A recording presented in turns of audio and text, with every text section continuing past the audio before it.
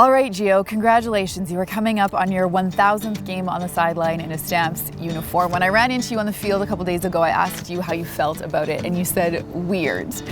Tell me about that. Expand on that. I mean, it is weird when you look at it just from the standpoint of it's a hell of a lot of games, you know, and it should make me ready to retire. I'm not near that. It's very, very humbling in a lot of ways, but it is weird because, I mean, it's like I said to you, if you're a hockey player and you make 1,000 games, it's a wonderful achievement, but at 80 games a year, it doesn't take very long to do it.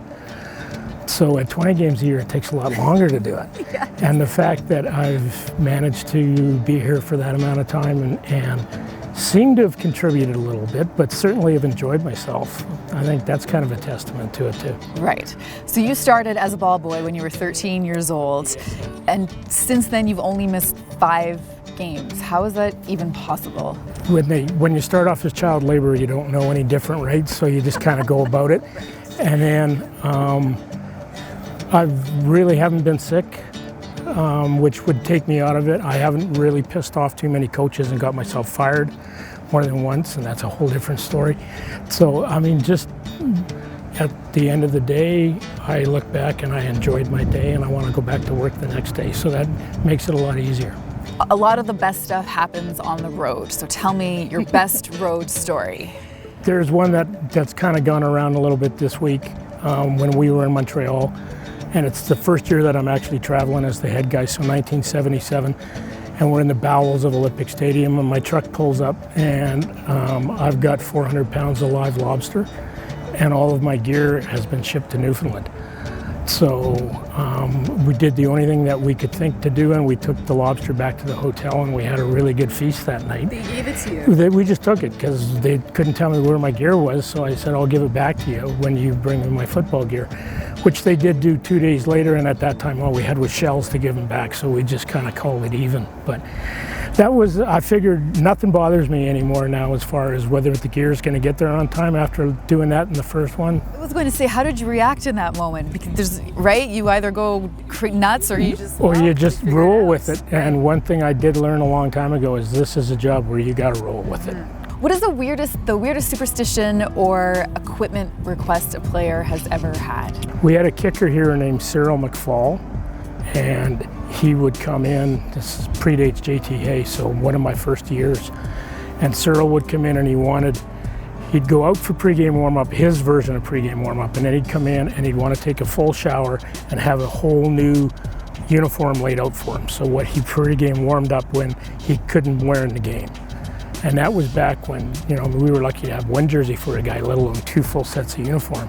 So I humored him a little bit, and that went okay. And then I finally got tired of it with his shower and the whole thing, and I put hair dye in the shampoo, and his whole body turned green. Oh my God.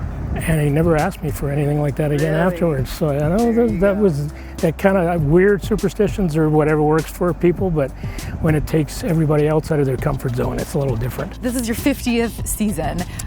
I can't imagine you must have a million favorite moments. Are you able to narrow it down to just one that sticks out for you? 1.5, can I do that? Well, I want to ask you about on-field and then behind the scenes, but if you want to do 1.5 on-field, absolutely. Yeah, it's both Grey Cups. Okay. Okay, the first one in '92 in Toronto, just because it was the first Grey Cup that I ever won, and I'd been working for the club for over 20 years, and I'd only been to one the year before. I was beginning to think that I was bad luck. And the other one, and only because of where it took place, was the 2018 Grey Cup, because Edmonton has celebrated 3 Grey Cups in our locker room, and we finally got to celebrate one in theirs. Right.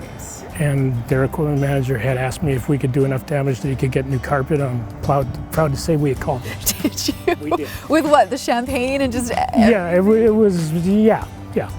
It wasn't anything malicious, but yes, right. There was enough damage to the carpet that it got torn up on Wednesday and replaced the next week. Amazing. Yes. How special was that first Grey Cup ring? Like you said, it took a while for you. I mean, I start in '72, and we'd go to a Grey Cup in '91, so basically 20 years later, and Rocket Ishmael beats us, and then the next year we win the Grey Cup. And it was funny because I remember turning to Pat Clayton after the first play of the game I remember it distinctly. Huff called a play and Derek Crawford went across the middle and turned it up, and it was a 45-yard catch and run. And I turned to Patty and I said, well, this one's ours.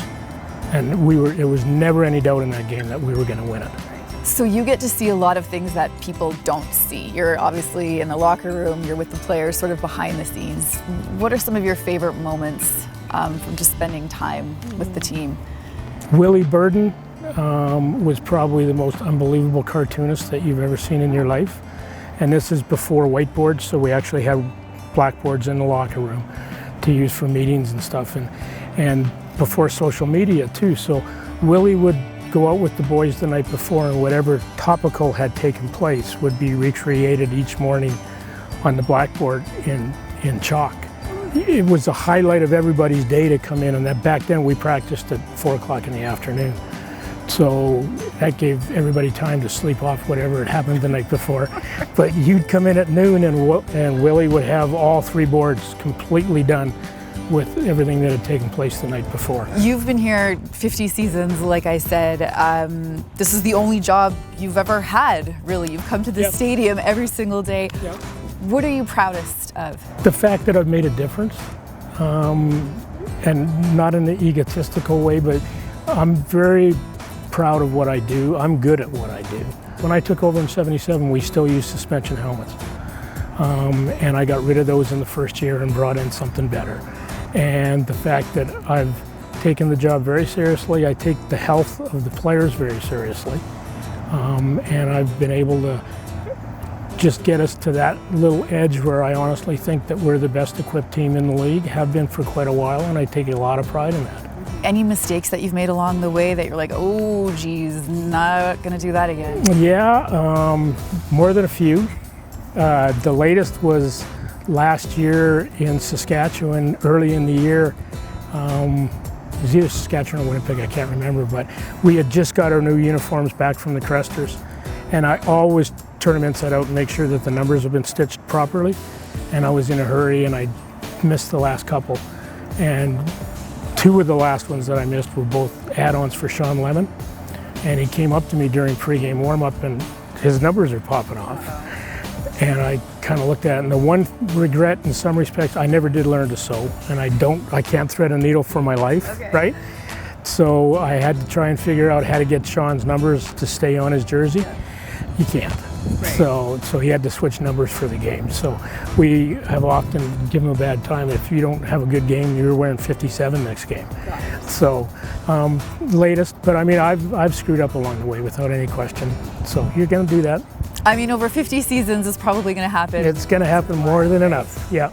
So you're 63 years old, right? Yep. You could retire, you could go home, put your feet up and just enjoy the rest of your life, but what keeps you coming back day after day? The fact that COVID taught me that I wasn't ready to retire. So I found out very quickly this is not a job you can do from home. And I really do enjoy coming to work each day. I can honestly say I'm probably in that 3% of the population that gets up in the morning and looks forward to my day at work. I'm slowing down a little bit as I get older, and I've got 2 very good full-time assistants, Gordy and Kevin. Gordy's been with me 14 years now, and I give them more and more responsibility all the time. But I still really enjoy coming to work.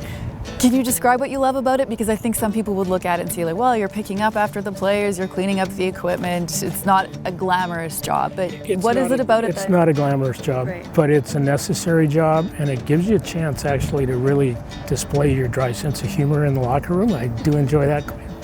But I describe it as it's the same job every day, but every day is different.